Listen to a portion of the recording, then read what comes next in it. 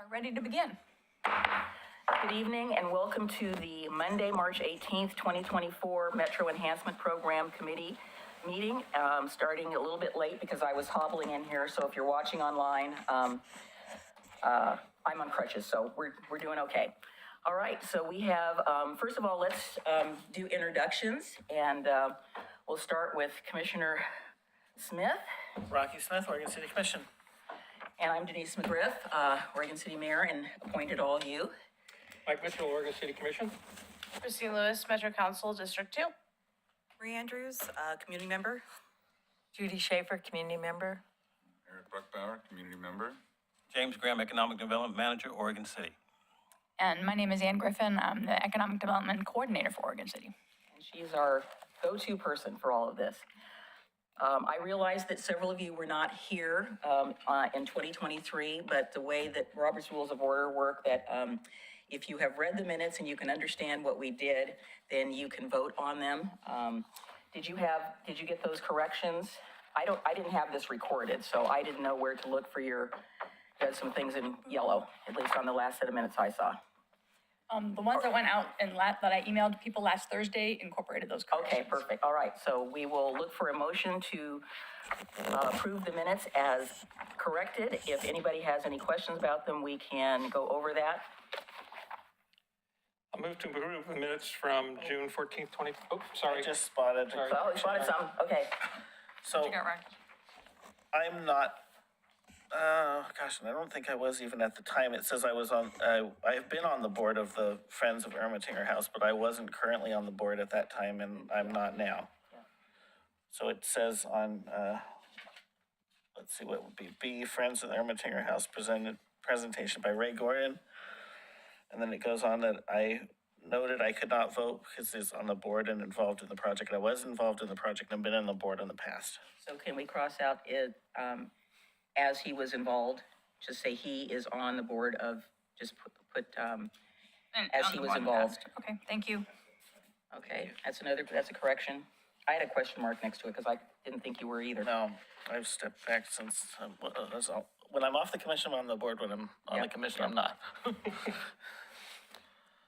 Okay, so I'll make a motion to approve the minutes as amended from June 14th, 2023. Is there a second? A second. It's been moved and seconded. Let's just have a show of hands for the vote. So all those in favor signify by saying aye. Aye. All those opposed, same sign. Looks like it was unanimous, so we don't need to go over that. All right, so we have a presentation by, it says Deputy Director of Finance, but I believe that the real deal is here tonight online. That's true. And that's Matt Zook, who's our Finance Director. And Matt, why don't you take it away? Yep. Ms. Wilkie is not feeling too well today, so Matt agreed to step Matt stepped in. Thank you agreed to so step much. Aaron was. I was trying to eliminate the birthday festivities in the background, but. Oh, that's fine. If yes, we hear as something, Ann it'll be said, fine. Ms. Wilkie is sick today, so I'm covering for her. Sorry I can't be there in person. I'd love to see everybody and meet everybody that's new, so. Just bring us some cake. I'll bring cake in June. How about that? Perfect. I am here tonight to present the financial status of the Metro Enhancement Grant Program funds, and I'm going to share my screen and throw up a recap here. Hopefully people can see that. Everybody can you see it? Mm-hmm. Yeah. And if you have questions, just feel free to just speak up, and because this is our orientation as well. Okay, so the program, the Enhancement Grant Program has been going on for, several years. So the top line right here is reflecting the beginning fund balance as of July 1st, 2023. So I'm going to start there because that's an actual audited number. And then the current fiscal year that we're in is 2023, 2024. So we have projected revenue of $315,633. And that's the portion that we get from Metro as the fee that is collected to offset the cost of this program. So I say it's projected revenue because we received one quarter worth of actual receipts, and we have yet to receive the second, third, and fourth quarter. So that's why I'm calling it projected. But then we move down here to the projected expenses, and that is all inclusive of everything that has been awarded to date with as far as grants going out the door. So that what that means is any grants that were issued in 21, 22, 22, 23, 23, 24 are all included in this number of $445,124. And there are just a few, carryovers from prior fiscal years. The majority of this number is what was awarded by this committee last year in June. And the asterisk here indicates that the assumption that I've made is that every awardee, every grantee will fully spend all of the funds that they were awarded. We know that that doesn't always happen. And so if that didn't happen, then this committee would be presented with either an opportunity to entertain an extension, or the funds would flow back into the program as to be awarded into the future. So final line down here is the program management cost for 23-24, and this is according to the budget. This represents about 9% of the overall revenue that we get on an average annual basis. It's about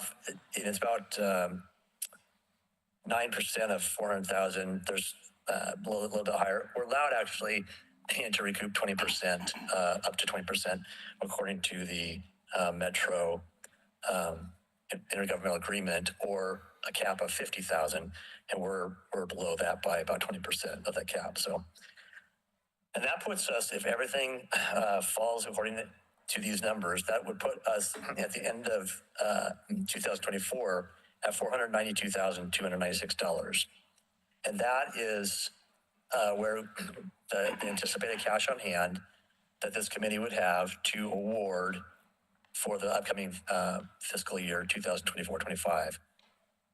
So I take this down through this next section in here to project what the 2024-25 might look like.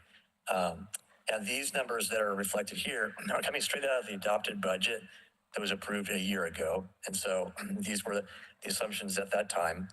We anticipate $350,000 in revenue in fees coming in.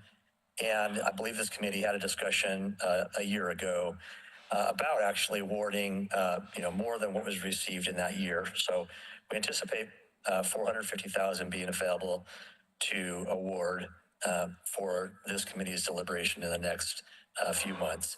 And then this is a round number of the program cost, $40,000.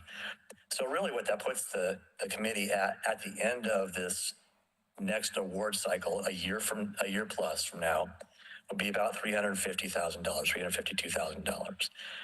And so that's a good position to be in. That leaves flexibility for the award for this committee to modify the awards based on the responses, on the applications. But it puts the committee in a great position to continue moving forward. So this is a high-level summary. The detail, James and Ann have been managing this throughout the fiscal year, and they are working well with each of the grantees. So this is the high-level summary, and at this point, I would turn it back over to the chair or the mayor and entertain any questions. You, Eric or Marie or Judy, questions? Go right ahead. I did have a question on the projected expenses. You said you were looking at awarding a little bit more than you expected. Is that carryover from 23-24, or where is that coming from?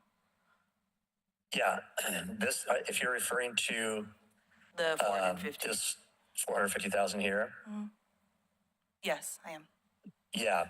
I mean, this was a decision, I believe, that the committee in a prior year had indicated that, yes, we wanted to award more than what we would receive in any given year. And that delta of $100,000 more being awarded is coming from this balance right here of $492,000, which is, again, accumulated funds that have grown as this program has transpired in the past I don't know, maybe Christine, you remember how long this has been? I think it may have been 20 years since this program's been in running, think or maybe so. even longer than that. At So, least, yeah. Closer but to again, 30. go ahead, sorry. We're thinking it's probably, yes, been that amount of time, because I think we did the first conditional use permit for the expansion in like 1988 or 89. That's longer than that. And then the Metro Enhancement Grant, I think, started about 5 or 6 years after that, because it was all about Park Place at the beginning. That's where we oriented all the money at the time. Sure, go right ahead. Does the amount of revenue that comes in each year stay pretty consistent, or does it fluctuate wildly? It does fluctuate a bit, and the primary drop that we saw recently was primarily because of COVID. During the COVID years, people obviously Dump stuff. weren't out and about. Maybe home projects were going on, but we did see a dip there. It is also seasonal because obviously around the summer months, people are out doing more projects. So annually, year over year, it's somewhere between 300 and 350.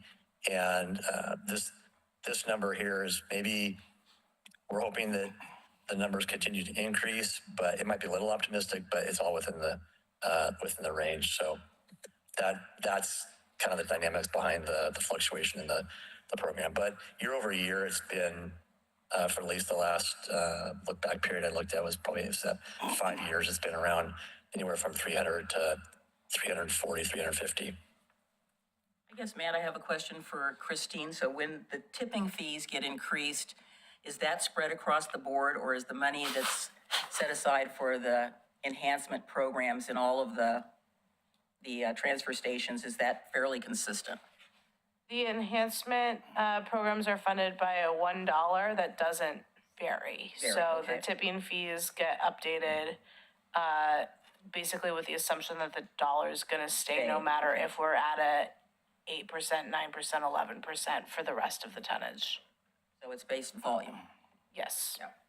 $1 per ton for the community. That's where that money comes from. I'm just trying to imagine what a 315,000 ton pile would. No, don't even think that. It's frightening. It is I've right. been in We don't want to think about that. Yeah, we don't want to think about that. Oh, yeah. Wow. That kind of set the mood for the rest of the conversation. No cake for you. Yeah, okay. Mayor, Yes, go right ahead. if I could, I know that in the next year, your real management costs are gonna increase by more than $600.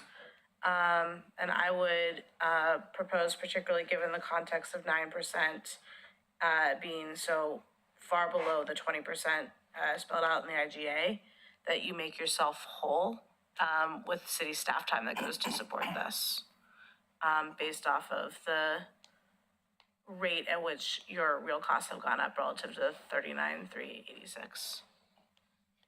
What say you, Mr. Zook? It sounds reasonable. I mean, it's really a matter of, in actuality, this program was capturing $50,000 prior to my arrival, and into the first, I think, year or two. I think there was a question maybe 2 years ago about what made up those costs, and so we provided an analysis of the staff time that went into it. Obviously, the more money that we don't capture, the more money goes out to the community. So it's a balancing act, and it makes sense what Commissioner Lewis has spoken. So I'm fine with it if we want to do something like a 3 to 5% increase over last year's. Again, it's not going to move the needle for what this committee will do in the next 3 months. But if that's acceptable to the commission, we'll go ahead or the committee, we can go ahead and do that. Are there any comments about that? Mike? Thoughts? Well, I mean, we could take it up to 45,000. I would think, and it would only change that ending balance to, it would still be 347,000. Really not much difference in that. And if all agree, we probably should take a vote on it. Yeah, I agree. I just want to get everybody's thoughts. So I know that's something quick and fast coming from you. Go right ahead. Oh, I was just going to say, I think that we have to be fair. I mean, as much as I want to grant the community as much money as possible, I also think we have to be fair about funding city services and the part that they put into this. Our basic structure, it's our infrastructure, so just want to support that idea.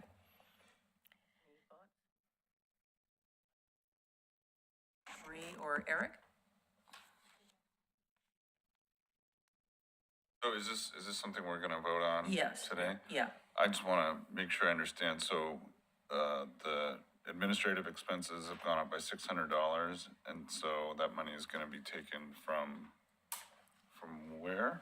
The estimate, the delta between the program management cost for 24, 25, and this year is 600. Just reduce that by $600?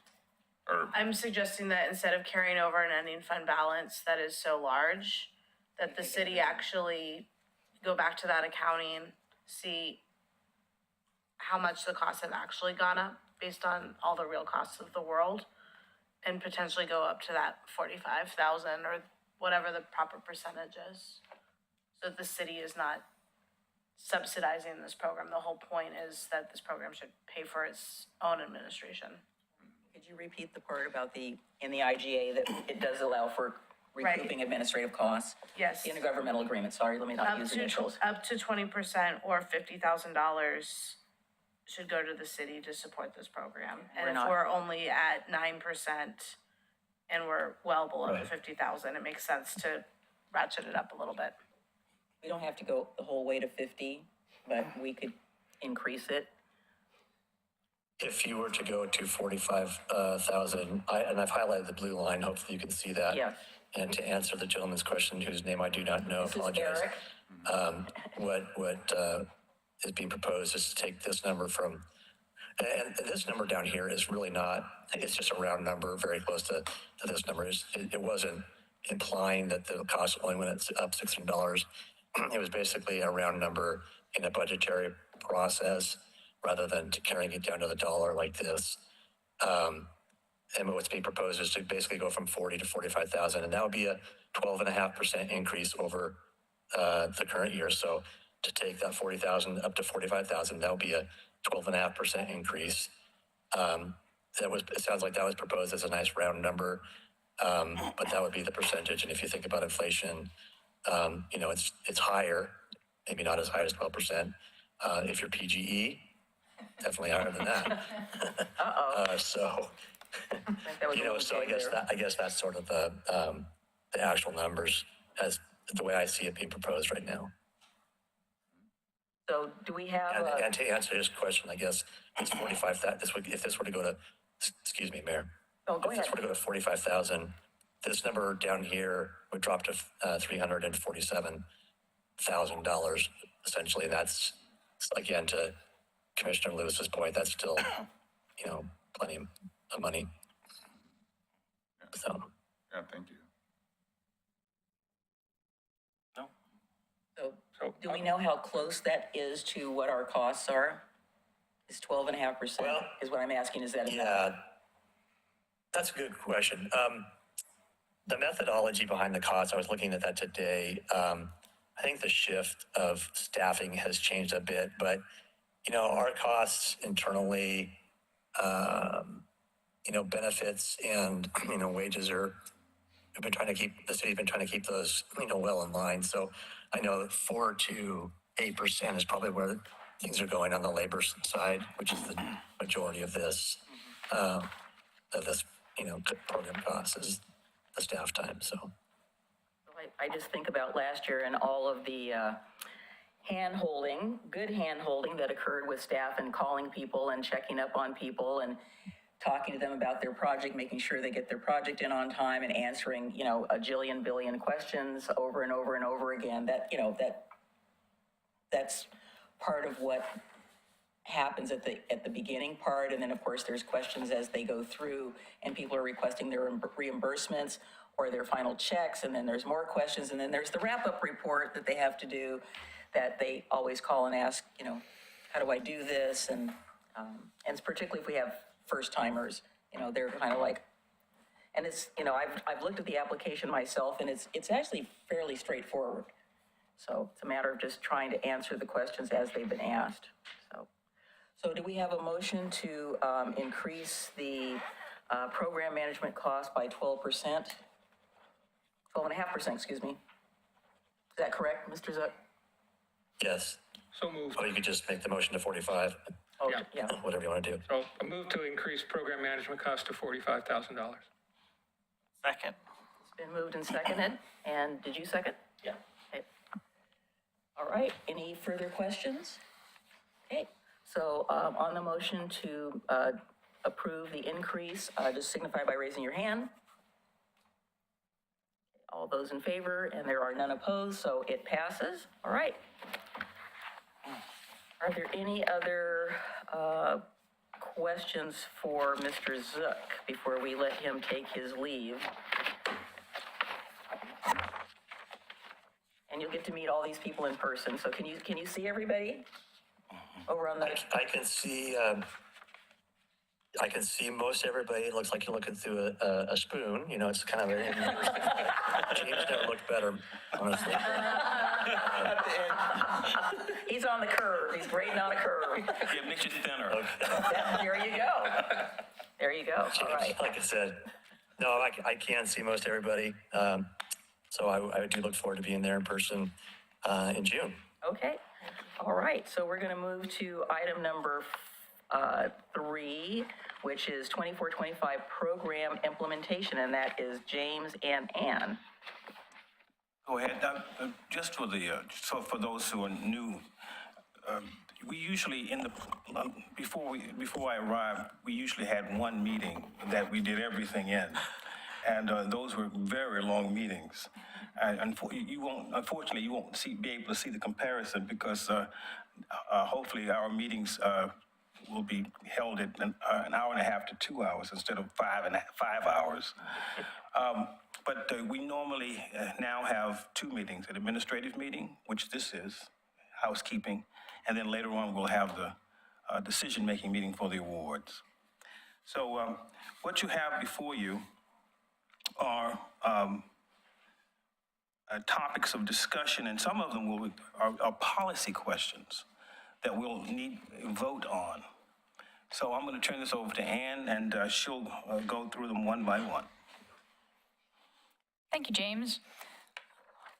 A couple of dates that I'd like to share with this committee. So the grant is now open for, We hear the big, today was the day, Monday, March 18th, that we put the applications up on the website and the implementation grant information up on the website. So you can see the application is up. I'm proposing a closing date of Friday, May 17th. It's a little bit earlier than we have done it in the past. We've had it go as the end of May or even the first week in June. And I'm doing that, we'll discuss when we talk about our, how we want the schedule. That basically gives us enough time to make sure you have enough time to review everything and that people not be given, 50 pages of program proposals and a week to review it. So the proposed deadline to receive grant applications is Friday, May 17th, and at what time? 5 p.m. So not at 5:01. Yeah. We've had that happen. And, So I would urge you, if you have a chance, to go online and look at what the public is going to be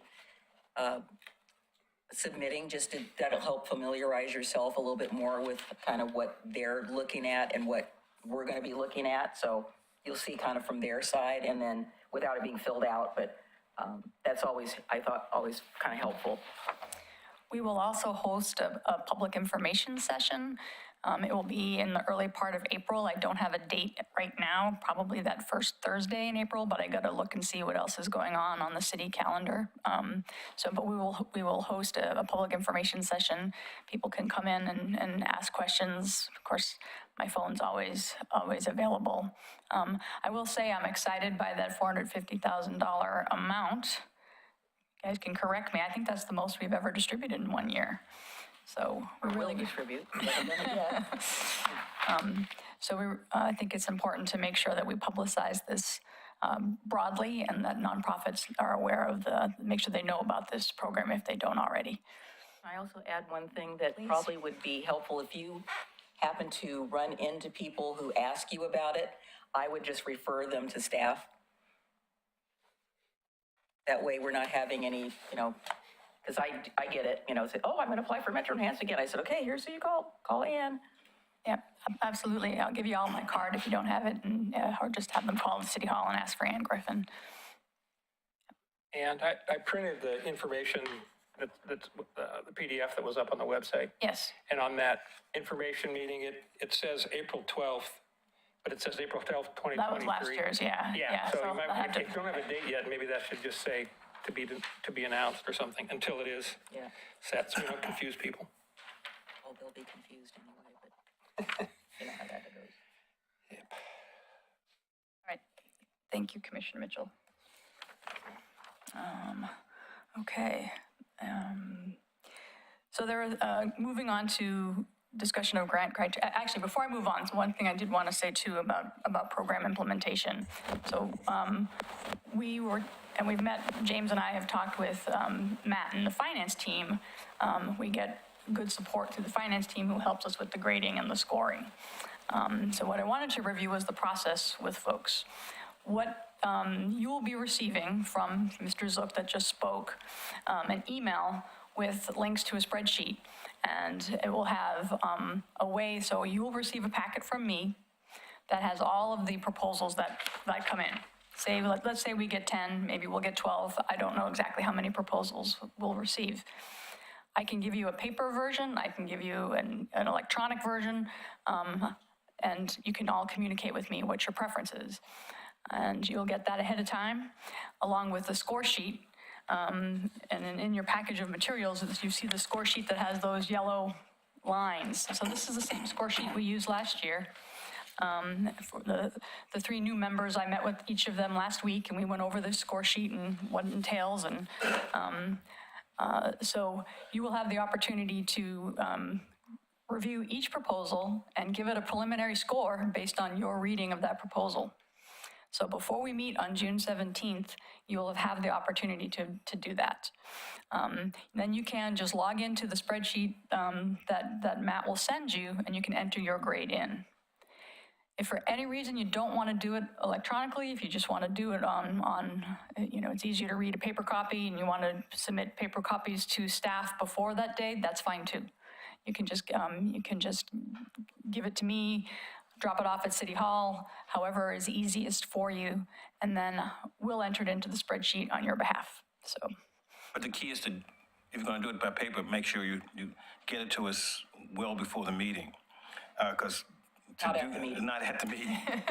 So we do encourage you to, if you want to, if you will, do it online. It's easier, and it goes right to Matt and his team, and then when you come to the meeting, then you'll have an opportunity to hear presentations, and then if you change your mind, you can do so on hard copy that we'll give you.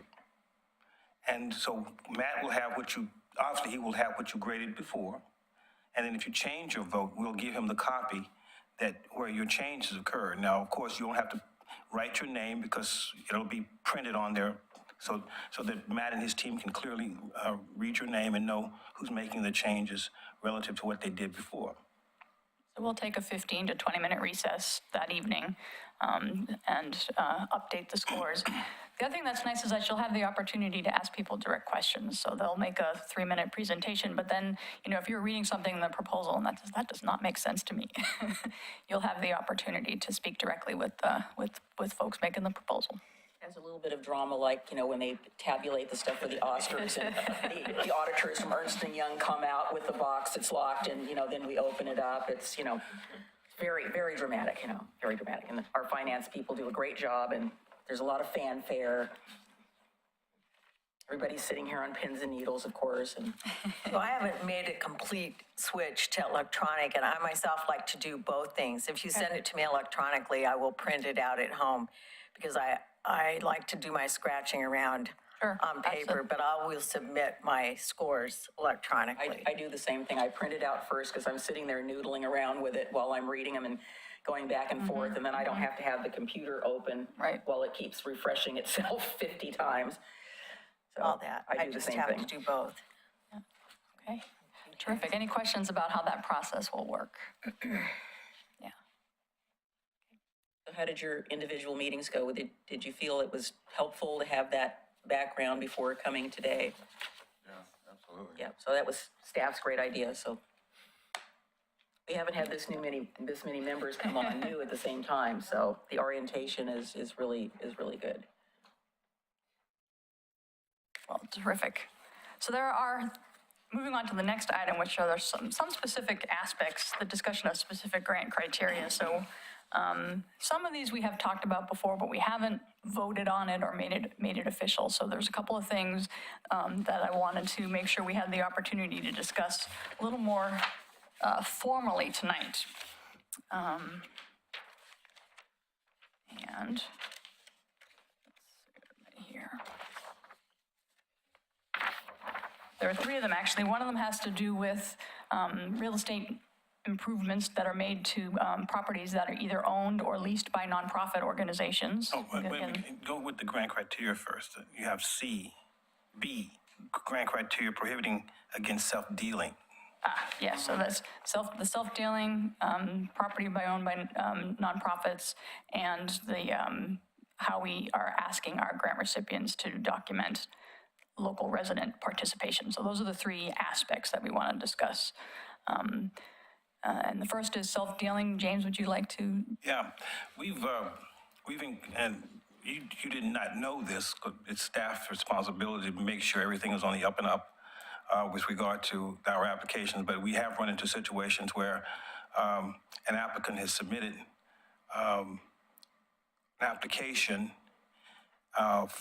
for us to pay them an amount of grant money, but at the same time, they're paying themselves because they use their own supplies in another business.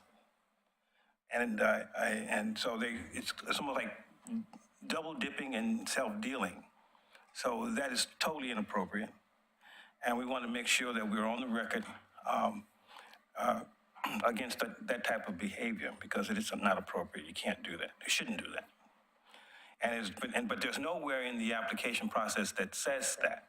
You just have to know when you see it. And I just want to make sure that the committee was aware and that we vote on this. This is our stance on self-dealing. You can't do that. It's something like that. So that's why that's brought up. Can you give me a little better example? Sure, like for instance, if someone was selling, someone was coming to this organization and asking for an amount of money to put in, to fix a car. Or maybe fix a car. Maybe to plant flowers. Yes, to plant flowers. And they were planting flowers, but they took their own inventory of flowers in another business that they own. And paid themselves for the. They paid themselves. Okay, I see. All right, thank you. Yeah. Their own materials from Right. their own Yeah. business. Yeah. Their own materials from their own business. And sometimes it's a nonprofit, and sometimes it might be a for-profit. And you can't. This is for nonprofits. So we're talking about putting that in somewhere in the document that it's clear that that's not going to. Yes, and it becomes a vote policy on of that. ours. Okay. Yeah, okay.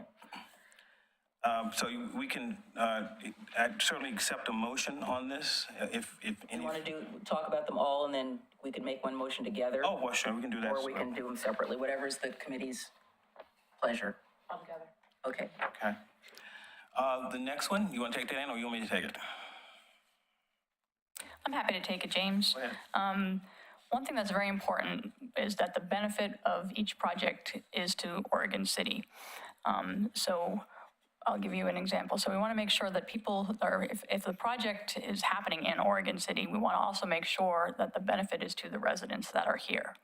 We've had some programs, and if you read through those 10 criteria, 8, 9, and 10 all have to do with training, education, those kinds of things. And we want to make sure that the people who are participating in the program, or at least the majority of them, are Oregon City residents. I'll give two examples from last year. You know, we worked with the Mary Rose Foundation, which is a great nonprofit organization. They were providing support for students in both middle school and at Oregon City High School, all students here in Oregon City. But people were thinking, well, just because they go to Oregon City High School doesn't necessarily mean that they live in Oregon City. So we made as part of our grant agreement with the organization, every organization that receives this grant funding enters into an agreement with the city. And as part of that agreement, we wanted them to document the percentage of, you know, so this term, we worked with 20 kids, and 19 of those 20 kids lived here in Oregon City. So we put it into the grant agreement that we were getting those updates from them in terms of the number of kids who actually live in Oregon City. That was the same with Hannah Grace. Right, right. They did document that they had Right, that's right. majority. That's right. With Hannah Grace, it's been a little bit lower. Yeah. It's been almost all of the kids. I think there's only been like one child or participating in the Mary Rose program. But again, getting reports from the people implementing the project as to the percentage of people who are actually OC residents. So we're asking them to track Correct. that? Are we asking them on the application to predict? So how they think it'll be? Because, yeah, I'm just trying to, I mean, what do we learn? If we find out after the fact, And we don't give them the money. yeah, I think it might be helpful if, and it really only, I'm looking at the criteria, and it really only applies to 8, 9, and 10, where it's Right. Those programs those for last three. people. Right, right. Just ask if that's one of their goals, ask them what percentage of participants they expect would be Oregon City residents. Right, and I believe last year, we informally, as a committee, discussed 51% or higher. And that's kind of what we went with. And they both, in the two nonprofits that I just mentioned, they easily exceeded that. I think there were a couple of them in the, like 3 or 4 years ago, that was the college. And they said, well, we don't know who we're going to get. And we said, well, here's the deal. You know, you have the people that you're serving have to be Oregon City residents. We can't just have the money going out. I mean, we'd love to do that, but that's not how the money is gathered, and that's not how the money is distributed. So some of those did not score as high because we couldn't, you know, you do in community college students can be from anywhere. So I can give a good example because I volunteer at the farmer's market, and we now document get people's address when we give them their increase tokens for their SNAP card. And I believe that's new to this year. We weren't doing that in previous that's because years. they got a grant from us, Yes. and that was one of the requirements. That's right. That they had to document Yep, Right, that's right. where those folks were coming from, because it's a great program. right. So No, it's very helpful, but it's a new procedure that we've started doing since winter market, Yep, so. that's right. is 51% That's what I was gonna enough? ask. Because I think I'm going where you're going, that I'm not so I certain. don't know that it's enough. I don't either. I don't think it is enough. I mean, I would say 60, 70, I don't know. I mean, we're talking if, you know, 2/3. 2/3 of the participants have to I think be 51 is too low if we're. I agree. I think Funding it, 51 's too low. half the money goes somewhere, else. you know. And I understand that these programs are broad and bring people in, I don't want to deny that, but I think I would play with that number a little bit more. What do you guys think? Is there an audit process through their project phase? And so if so, what happens if they fall short of the quota? That's a good question. Money back. The way that our grant agreement's set up, I connect with everybody at least once a quarter. They're supposed to submit a formal written report, which can just be an email. Sometimes it's just a phone call. I will admit that sometimes it's just a phone call. Which you're documenting. But it's a quarterly check-in. So so we know what's going on throughout the year. And we asked them to track it. And it's in their, it's also in their contract. Everybody has an agreement that receives an award, and it's part of the agreement. Now, if they feel that they can't meet that, they just don't sign it. Or there might be a breach of contract, which they would have to give some of the funding back. All right.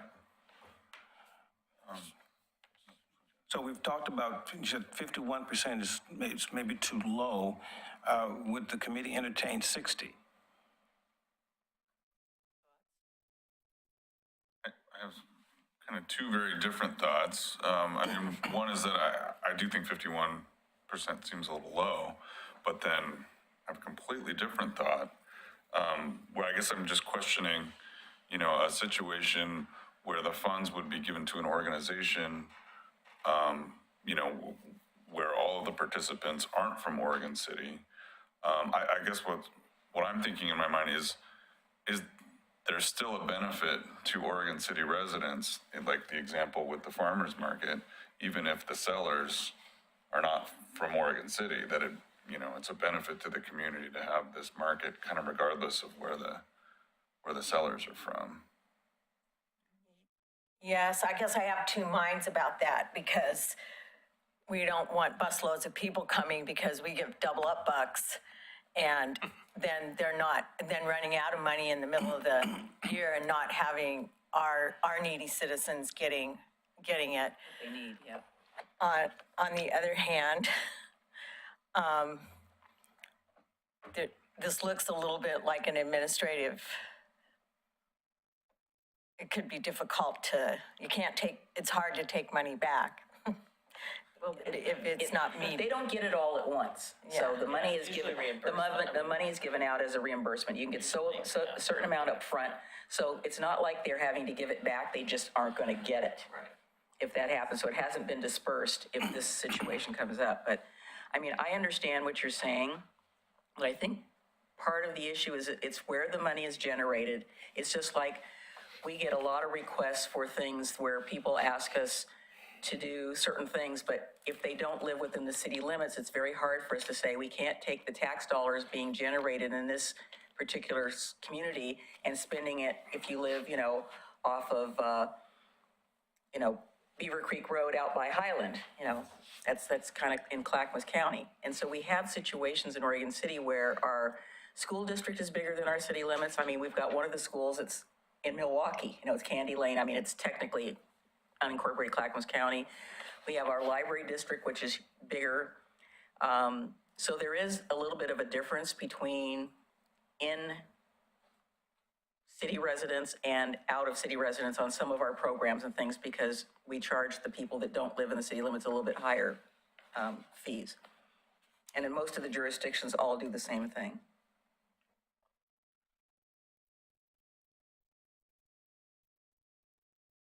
I did have a question. So in regards to specifically 8 and 10, Under the criteria? yes. Okay. How would we quantify percentages for maybe 10 for enhancing art and culture within Oregon City? And samely with 8, increase employment or economic opportunities, assuming that you can't, They're gonna have to quantify it. yeah.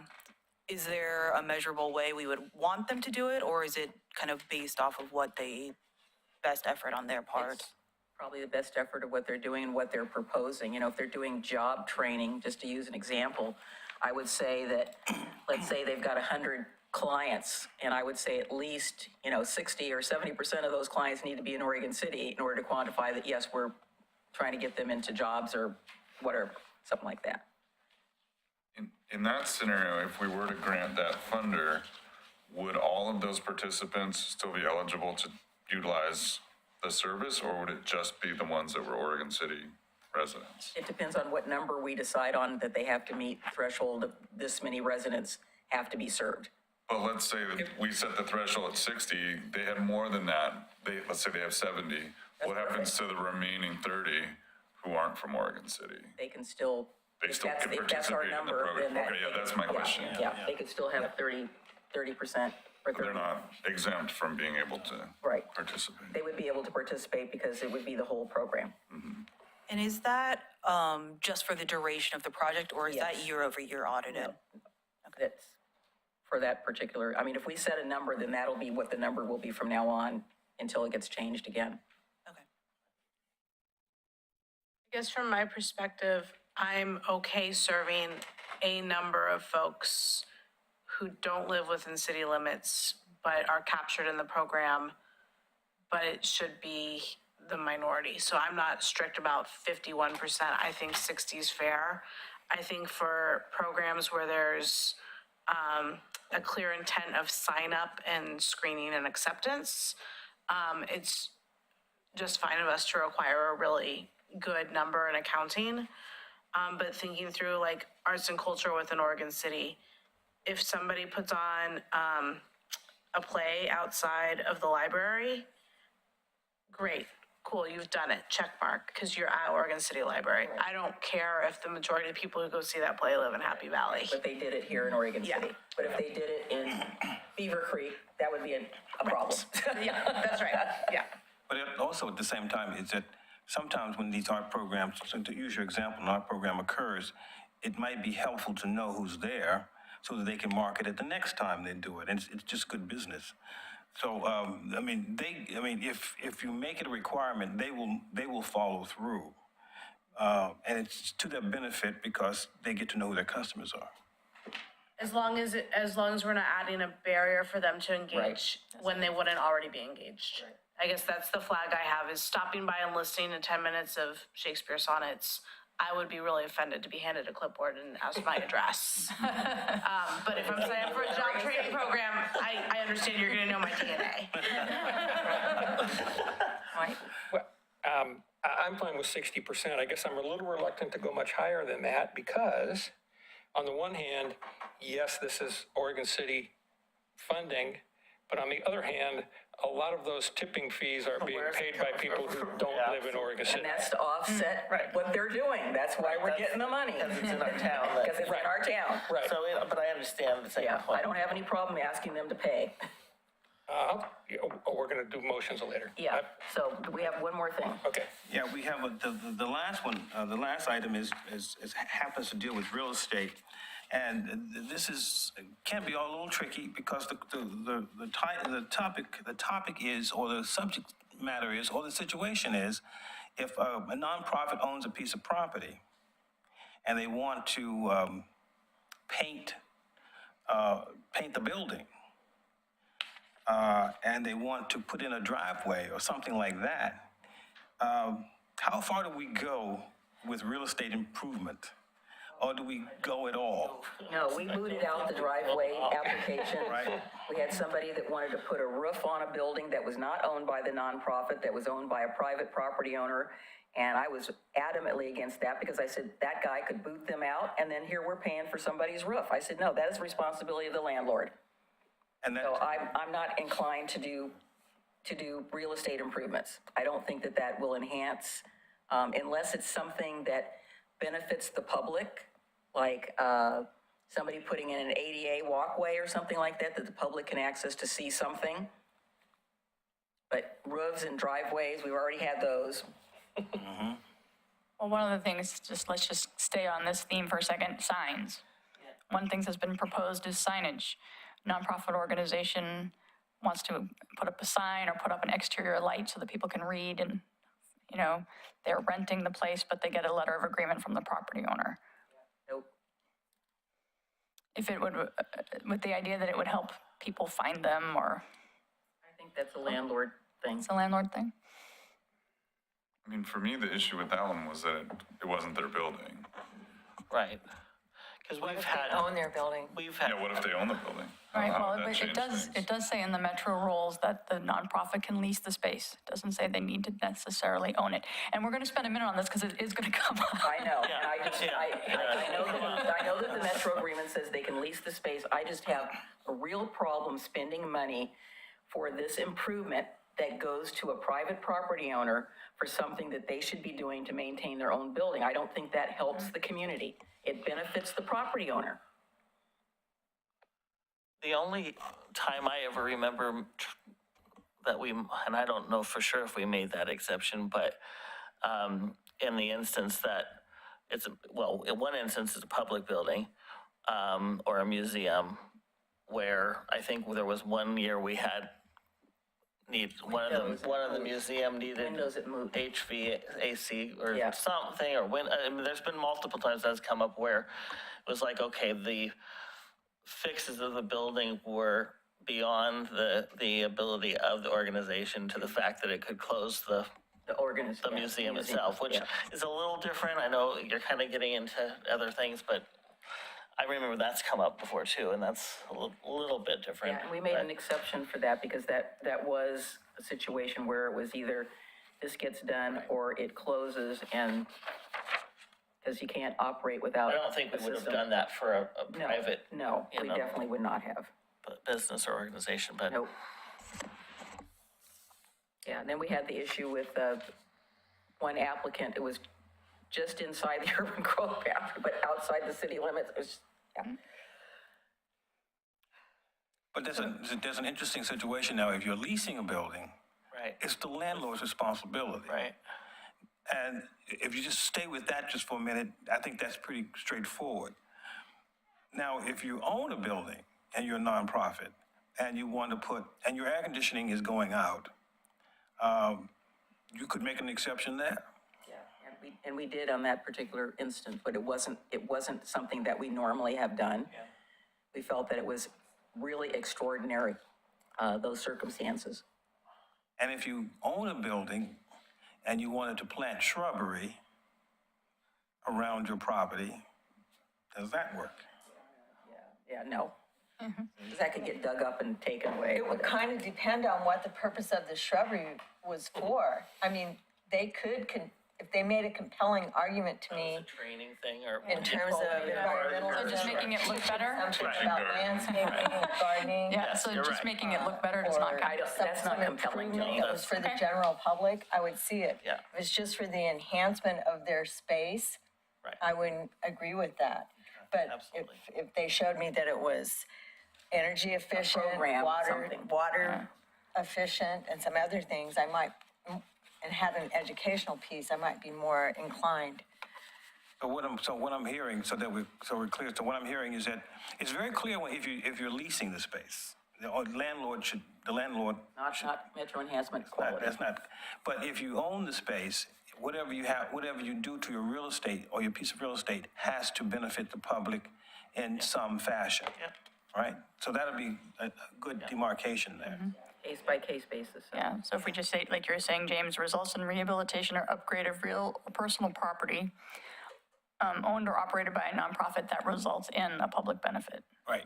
Yeah, I don't think general beautification really falls under that, but I I don't mean, either. even then, if they own the property or if somebody else owns the property, if it's an ADA request, you can't skirt a legal requirement by requesting grant funding. Right.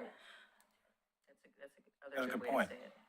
The law is the law. You have to make it accessible to you. Yeah, we're not gonna pay for it. No, you gotta pay for that.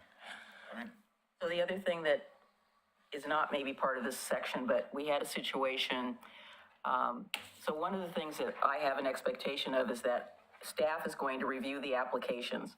And if they don't meet the standards and criteria, I don't want to see it. It's a waste of our time to go over something that isn't complete. We had the issue in the past of not getting their letters of support in. Yeah. And there was can I get it in a week later, or whatever? And I guess I'm going to be a hard nose about it. The deadline is the deadline. You need to get everything in unless, it has to be in. Okay. So we need to admonish these organizations to not wait till the last minute to ask for their letters of support. But they also need to make sure that they tell whoever they're asking these letters of support for what their project is. And that's been a problem in my neighborhood where we get, we're going to do X and we don't know anything about it. And we're looking at it as a neighborhood association and going, well, what are they doing? We can't write a letter of support for something we don't know what it is. So I know in our neighborhood, we've not written many letters of support because we don't get any information.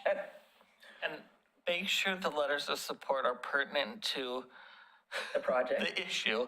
I think so many just go out and get letters from every possible person and then don't get the letter from the organization that they're working with. And it's like, okay, well, Yeah. yeah, so we don't need to see 20 letters if the letters that we get are connected and to the groups that you're We working don't need with. to see 20 letters if they're not connected. Well, right, right. One thing that we did do, and so there's two documents. There's the application itself, and then there's also the program guidelines. And the program guidelines are where the information about the letters of support is located. I tried to consolidate it into one document, but there was too much information in the program guidelines to make it just one document. But I did put information in the application to give more detailed instructions about the letters of support. We're going to do that from last year. Yeah, exactly. So that people do have that heads up, this is what you're going to need to do. And we'll talk about that at the orientation as well. Make sure that when they know that. That's right. Do not come and ask us at the next Monday after the deadline, can you bring your letter in? So the instructions this year are going to be more clear about what letters they actually need, because we had some Kerfuffle. kerfuffle last year, that's a good word. People who thought they had submitted enough letters but had not. So that's going to be clear. Like, Right, for so- instance, if it says a letter from the neighborhood association or a neighborhood association, what if their neighborhood association is not active? Or does it Does that say? mean I don't it need a just- letter, or does that mean I need to get a letter from some other kind of group? No, not another one, but. what would- Someone who'll be That's what I'm directly, saying. I don't know. Yeah. In here, it mentioned business organization or something else in one place. One place it says it just neighborhood association, another it said, Is that the most current application? that's what I took offline today.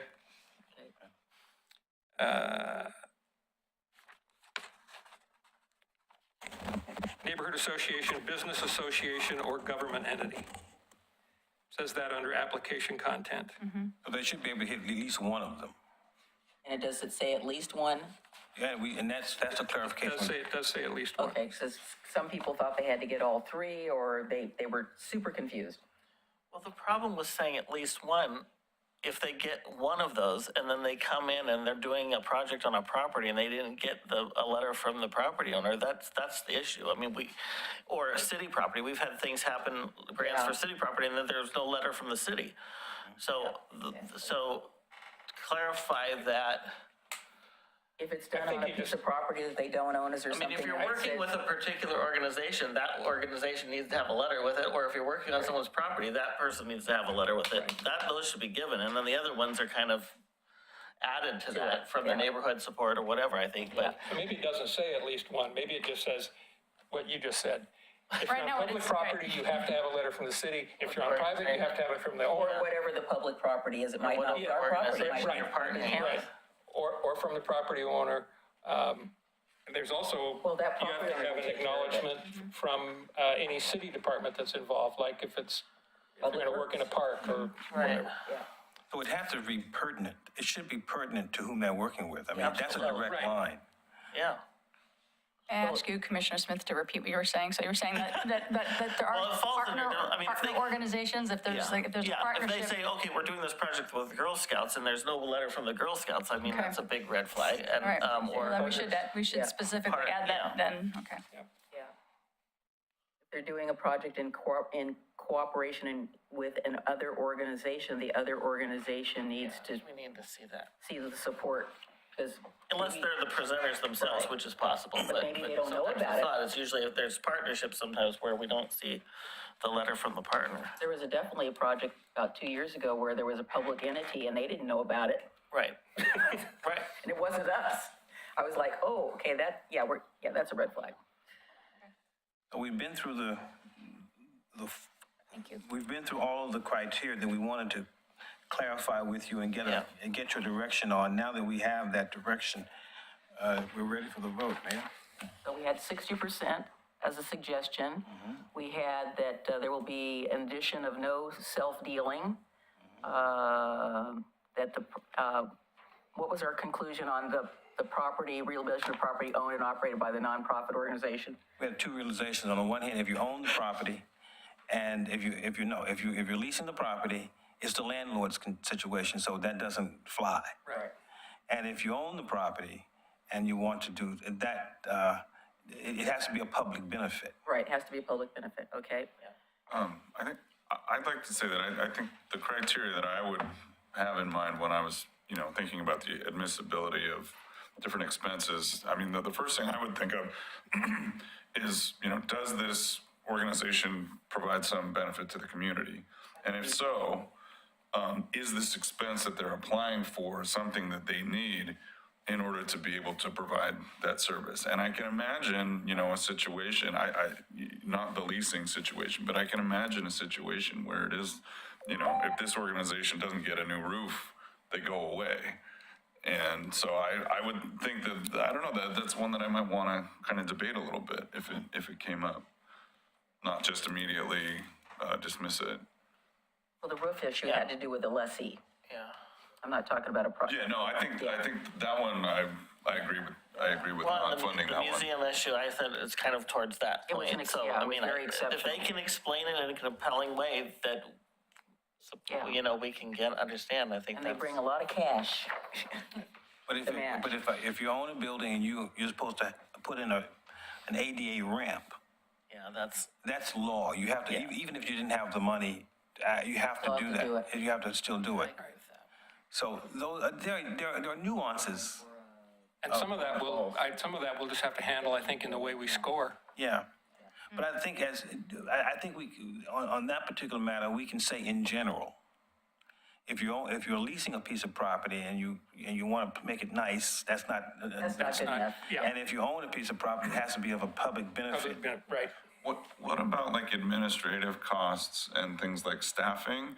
I mean, I know from my experience as a grant writer that a nonprofit cannot provide the services that they provide without staff to do the work. I mean, that's, even the staff that maybe don't directly interact with the public. That's a tough one, because, again, how do we show where the, specifically the public benefit is? I mean, I have a hard time with administrative costs and staff time. It really depends on the program that's being done, because we're not gonna give money just generally to support a staff person. It's gotta be something that provides a public benefit. But we do allow for administrative costs that would include Yeah. staff. For example, Administering the grant. if those staff time is directly involved in the project. So if they were doing like a specific project that they required more staff for the benefit of And the it's in the community. spreadsheet that they have to show what the expenses are. There's a section on the application that says administrative costs, I believe. That's Where right. they have to provide their costs. But not for staff, because you're overwhelmed. Yeah, And you need just more staff. And we also have to be careful about we also have to be careful when we talk about staff, because we've seen situations where the employee is not paying their taxes relative to the employment. So they've got to take care of the unemployment tax, and they've got to take care of FICA and those things. If they're not paying those things, do you really want to get into that situation? I mean, when I apply, I think probably half the grants I've written have been for staff time, honestly. And we include in the budget, in the ask, not just the salary, but it's also all the benefits are just part of it. It's just included. I would say that, yeah, then maybe that stuff would just be considered part of paying for staffing. But it sounds like the committee is leaning toward, if there's a staff person or people who are doing something specifically to that project, that sounds more passable. And I guess it sounds like most of the grants that we're gonna be doing are kind of project-based. It's like this organization wants to do this thing. It's not an organization saying, we do great work, give us some money more so we money. can keep doing it. yeah, they're doing a specific project, Right, it's gotta be a project. something up and beyond of what they normally do. Or a program. Or a program, yeah. A project or program. The SNAP benefit That's right, thing is, yeah. we're feeding people, that's, Or that Pretty Clackamas Women's Services, that's a program. any of you want to make a motion? I want to make just one more suggestion before we move to the motion. On the letters of support, for me, it would be helpful if on the actual application, maybe at the very bottom or something, there was a place to list letters of support, said if number 14 was letters of support, and they just listed who they Solicited. expected to send them a letter of support, because it's in the program guidelines, but it's not really on the application. So I can see how somebody who is filling out an application could kind of overlook that. That gives them a heads up Maybe to start ask working people, on it but after they not, submit it. actually is there a place check to to- see if it was done. What's the last, you've got the application, what's the last thing that they have to fill out on the application? After their budget and, Administrative costs. It says include the letters of support. Letter of support is the last thing on the application. On the application? yeah, yeah. he's looking at it. Yeah, but it doesn't say anything about list your letters of support and then, Could you add like another is number? that what you're asking for? At the No, For them to- see, on the, The last I see paragraph. that on the program guidelines. It looking at talks the about the application. letters of support. He's looking at the application. Okay, I've got it right here and I'm not seeing it. Maybe you didn't print out all of them. Maybe I overlooked it. Yeah, it's the very last wait, item, hang so on, wait a maybe we minute. could put a number, No, that's it like, is. You know what? It's on the last I page of think the- It's on the last page of the instructions for the application, but I don't know that it's one of the questions on the application. I It's didn't not, print. it's, A couple of pages I didn't have questions on, I didn't print. yep. Question 13 asks about administrative costs, and then right after that, it says, letters of support, please include. So we could just Oh, make I that, must- we could make that that number 14. say please and list say- and attach or Yeah, whatever. Okay. All right, I will revise that application. I had one last, before we vote, it's actually kind of more. We don't have a motion yet, so we're Okay. not voting on anything. It's actually kind of a question regarding the example that Christine gave about like a play at the library. I just wanted to kind of take a temperature gauge. How would we feel if the people in the play were not from Oregon City? Would that affect anything? We're not talking, we don't get into the deal of what the production is. But like, okay. I don't, So like, it's a think that's relevant theater at all? company where maybe not 60% of the participants are from Oregon City. We don't get into the production. Just as long as it benefits the people. In Oregon City, Yeah. yeah. Okay. art and culture thing. It's not so much about who's doing the work, it's more who's receiving the benefit from the Yes. work. Yeah. Exactly. Benefit, yeah. Okay, that makes sense. Okay, do we have anybody that wants to attempt to make a motion? We got the first part, but then we've got the two statements that James made that we all agreed to. We could just say ditto. Ditto, yeah, ditto's good, ditto's good. Because we do have the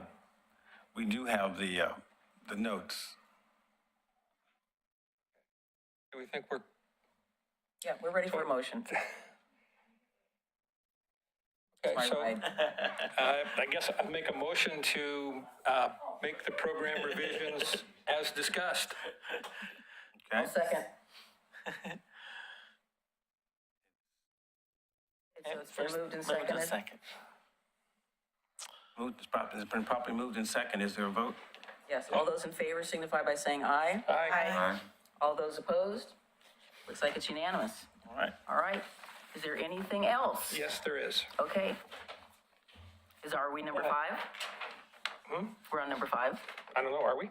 That's what I said. If we are, then Other I'm gonna go businesses- on. Other I'm gonna businesses do it. needed. Okay. Okay, let's do it. Well, it's kind of two things, and I need to bring up the more vague part first, and then we need to clean up what is spelled out in here. My question is, and I raised it last year, and I think it's a discussion we need to have. Let's say that we go through the funding, we go through the request, we do what we think is right, we grant what we think is right, and we still have money left over. We have said that we won't fund, I think what we say in here, although it's confusing, and I'll get to that we won't fund a project for more than 2 years. And my question is, I'm making the assumption that we might end up with leftover money. And if we do, why would we not want to continue to fund a successful program? So that's what I'd like us to I discuss. think a classic example for me would be the farmer's market, SNAP.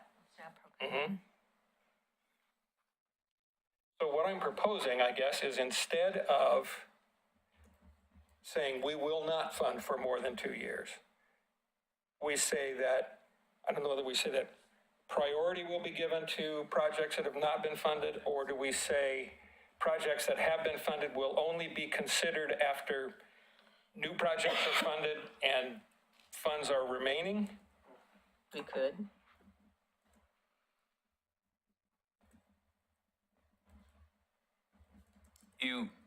I think that the basic premise of this program, the basic premise is to spread the wealth and to do as many, support as many projects that are good and eligible as possible.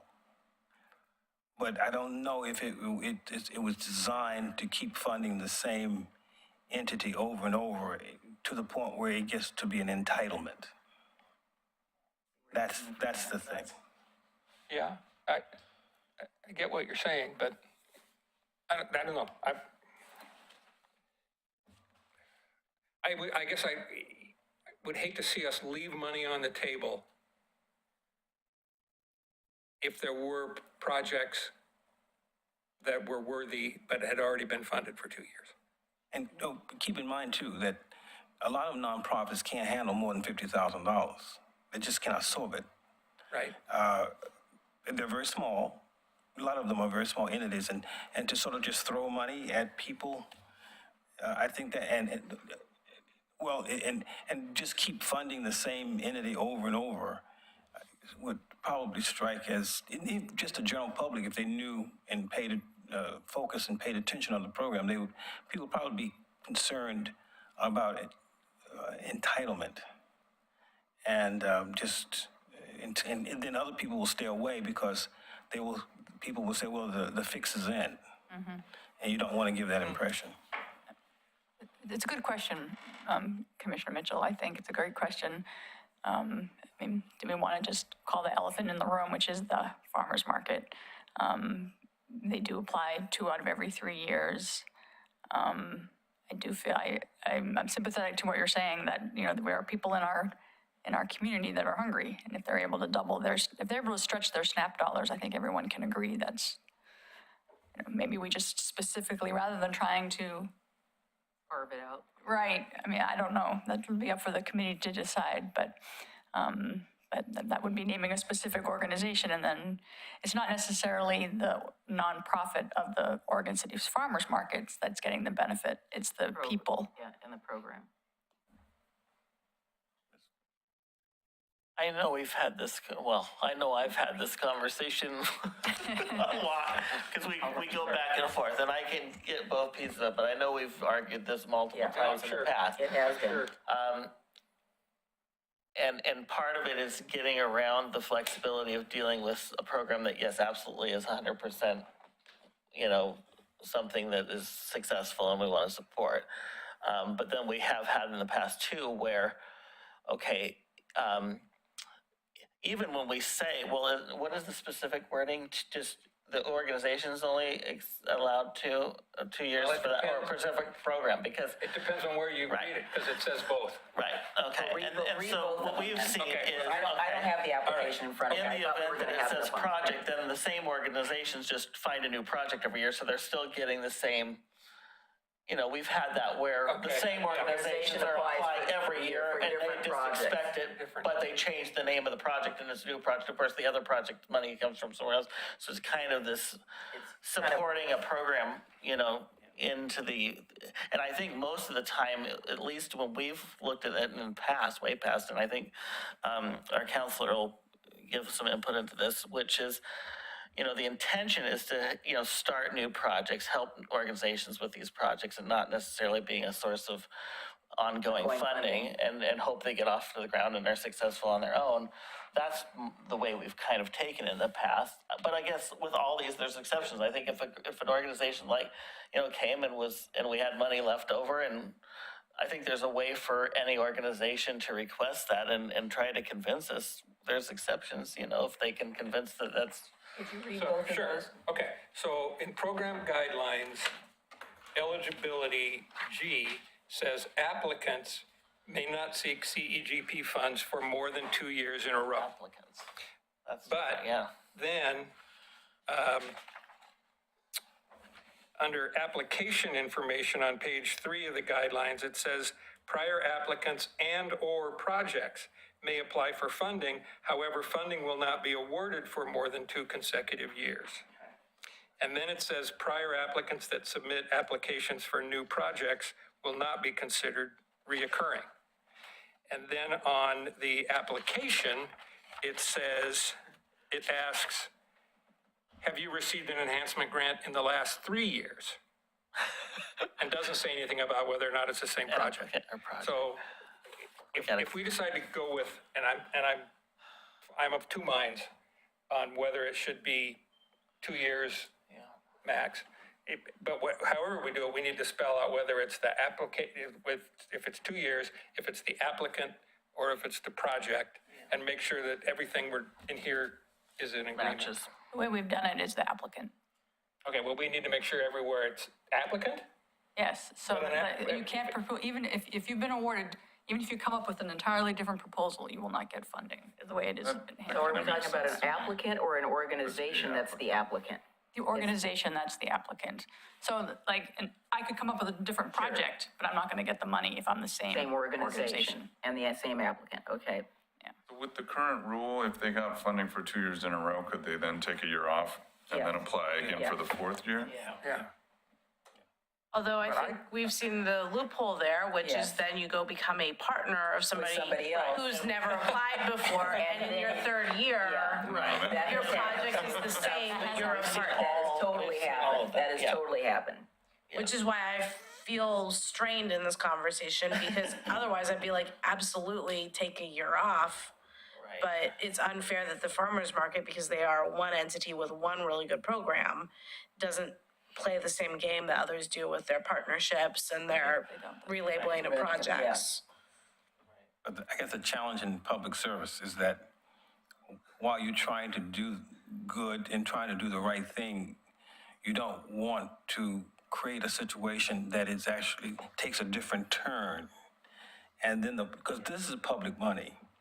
And so it's easy for the public, if they don't like the way you're handling it, to make a comment and say, hey, look, why are these people getting this money every year? It's kind of, the fix is in, what are you doing? And I think it's probably a good idea, if I may, is just to leave it alone and let us look at projects as we have, take a year off, you can always come back. That type of thing. What is the criteria for requesting an extension versus having to reapply? There's an extension allowed. Did you go over that in your orientation? I'm not, I don't know, I don't It's okay, recall I'm- specifically, so an extension is for the same program. So if you have some money that's left over, or a lot of times what happens is if we're working with a contractor and there's been some kind of delay in the implementation of a particular project, then they are allowed an extension. Okay. And see, that's the reason why we also began at one point, we had a lot of extensions. And we needed to cut that down because it was really keeping money away from other people who had good projects. And so, COVID. yeah, and then, so what we were trying to do, so that we meet with people every quarter to see where they are, because if they're requesting an extension, they have to request the extension at a certain point. They have an extension deadline. But it's also that they have to make the point that they need to accept. They just need an extension because, if they need an extension because they were late submitting something, that's not the committee's fault. The whole point is to keep the extensions down as much as possible, to listen to the request for an extension. But if it doesn't make sense, it shouldn't be granted. And because that could happen over and over and over and over. And they come before this committee and Yeah. make sure that it gets approved. We review the extensions and we grant them. but staff works with all on a quarterly basis to find out, are you going to need an extension? What are the circumstances, so that we know whether or not we get familiar with their situation. Was it the project or the applicant or both or what? I just think we need to be clear. And I know I think it's hard to be clear I think it's because the applicant we get and it can be games. the project. But as Ann said, it's the applicant that apply and then they become an awardee. So, and if you're going to apply again and you're the same applicant, but you want to do something different, that's how we've been looking at it. See, Christine brought up the thing with partnering. Right. Partnering, yeah. That would disqualify them as well. Because it's still the same applicant that has applied in the past. They're just, like you said, trying to get through a loophole to get additional grant money. Maybe we can add that in too, or did you partner with someone? Or like, we'll recognize it, I Yeah, think. yeah. Okay. Okay, anything else? Did that clear that up or made it clear as mud? I'm not sure. Depends on how much, if there's a lot of money left on the table, it's going to come up again, Yeah.